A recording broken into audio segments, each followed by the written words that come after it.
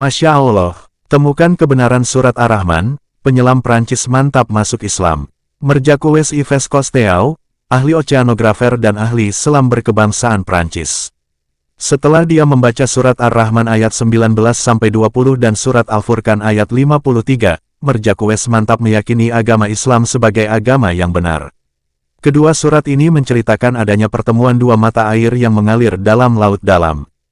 Ini terbanding terbalik dengan temuannya saat menyelam. Keanehan dan penasarannya terjawab oleh Al-Quran, yakni surat Ar-Rahman ayat 19-20.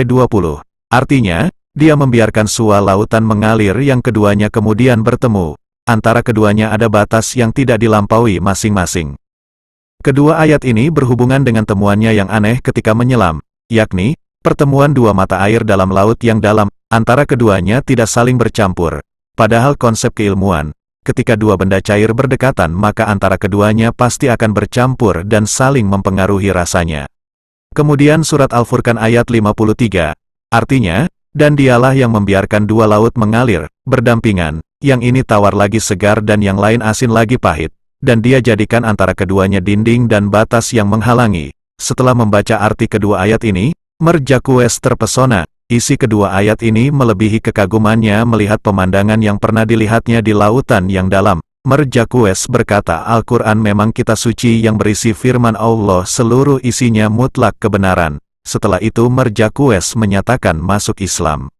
Merjakues ahli menyelam berkebangsaan Prancis. Dia dilahirkan tanggal 11 Juni tahun 1910.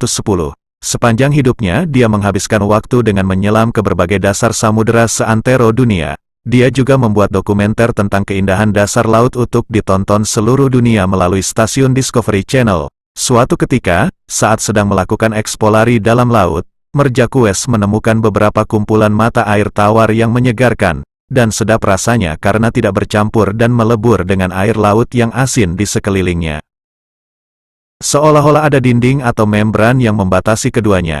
Fenomena ganjil itu mendorongnya untuk mencari tahu penyebab terpisahnya air laut dan air tawar di tengah-tengah lautan. Suatu hari Merjakues bertemu profesor Muslim dan menceritakan perihal temuannya itu. Profesor itu menceritakan temuan tersebut dengan ayat Al-Quran surat Ar-Rahman dan Al-Furqan yang sering diidentikan dengan terusan Suez.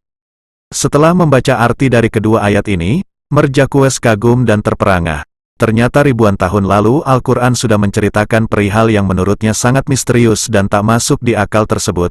Kagum akan mukjizat Al-Quran, Merjakues menyatakan keislamannya dan meyakini Islam agama yang benar. Yang kedua, kisah keislaman Profesor Arthur Allison.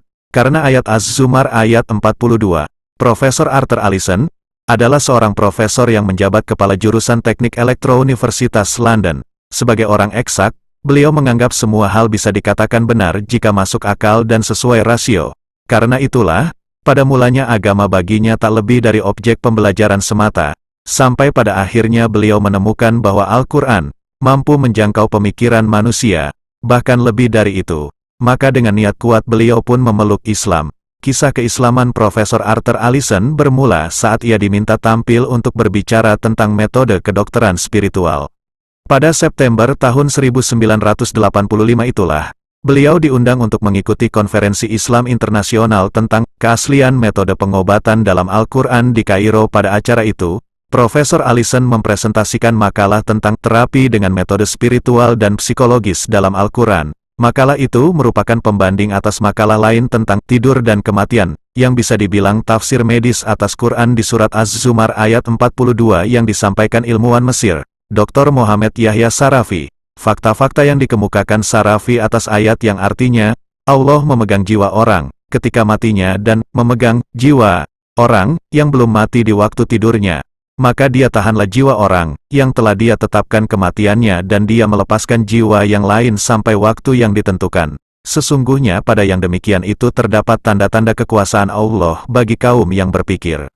Secara parapsikologis, seperti dijelaskan Al-Quran, orang tidur dan orang mati adalah dua fenomena yang sama, yaitu di mana ruh terpisah dari jasad. Bedanya, pada orang tidur, ruh dengan kekuasaan Allah bisa kembali kepada jasad saat orang itu terjaga. Sedangkan pada orang mati tidak kembali ke jasad.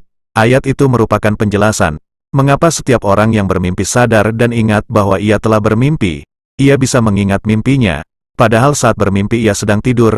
Al-Quran Surat Az-Zumar ayat 42 ini juga menjadi penjelasan atas orang yang mengalami koma. Secara fisik, orang yang koma tak ada bedanya dengan orang mati. Tapi ia tak dapat dinyatakan mati, karena secara psikis ada suatu kesadaran yang masih hidup. Bagaimana Al-Quran yang diturunkan 15 abad silam, bisa menjelaskan sebuah fenomena yang oleh teori para psikologis baru bisa dikonsepsikan pada abad ini? Jawaban atas pertanyaan inilah yang akhirnya meyakinkan Profesor Arthur Allison untuk memeluk Islam. Selepas sesi pemaparan kesimpulan dalam konferensi itu, disaksikan oleh Syekh Jad Al-Haq, Dr. Mohamed Ahmadi dan Dr. Mohamed Yahya Sarafi, beliau pun menyatakan dengan tegas bahwa Islam adalah agama yang nyata kebenarannya. Demikianlah yang dapat kami sampaikan, semoga bermanfaat hendaknya, dan terima kasih atas kunjungan saudara-saudari kami di dunia mualaf. Semoga berita ini menjadi inspirasi buat kita semua, dengan harapan semoga kita selalu istiqomah di jalan Allah. Wassalamualaikum warahmatullahi wabarakatuh.